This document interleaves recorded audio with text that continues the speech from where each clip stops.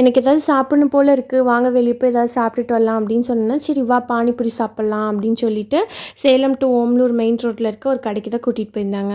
அப்புறம் எல்லா அம்மாக்களுக்கும் என்னோடய ஹாப்பி மதர்ஸ் டே.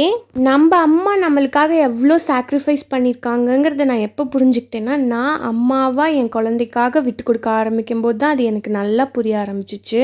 அதுக்குன்னு எனக்கு கல்யாணம் ஆகிறதுக்கு முன்னாடி நான் அம்மாவை புரிஞ்சிக்காமலாம் இல்லை. எனக்குன்னு ஒரு குழந்தை வந்ததுக்கப்புறம் தான் இன்னும் அம்மாங்கிறது எவ்வளோ ஸ்பெஷல் அப்படிங்கிறத நான் புரிஞ்சுக்கிட்டேன். அம்மாங்கிற அந்த இடத்த யாருனாலையுமே ரீப்ளேஸ் பண்ண முடியாதுங்க. அம்மா அம்மா தான். நீங்கள் உங்கள் அம்மாவை சந்தோஷப்படுத்தின அந்த மொமெண்ட்டை மறக்காமல் கமெண்ட் பண்ணுங்கள். பானிபூரி சாப்பிட்டுட்டு வந்த உடனே சரி மருதாணி வைக்கலான்னு சொல்லிவிட்டு அதை அரைக்கிறதுக்காக ரெடி பண்ண ஆரம்பிச்சிட்டேன். அப்புறம் அன்றைக்கி நைட்டே நல்லா மழை பெஞ்சிச்சு. ஸோ அந்த மண் ஈரப்பதமாக இருக்கும்போதே வந்துட்டு பிளான்ட்லாம் வந்து நட்டு வச்சிடலாம் அப்படின்னு சொல்லிவிட்டு அடுத்த நாள் வந்து அதுக்கான வேலையை பார்த்துட்ருந்தோம். தம்பி கையில் கொடுத்து தான் அந்த பிளான்ட்டை நட்டு வச்சோம். அப்புறம் இன்னொரு செடி வந்து அவங்க ஃப்ரெண்டும் சேர்ந்து வந்து நட்டு வச்சாங்க.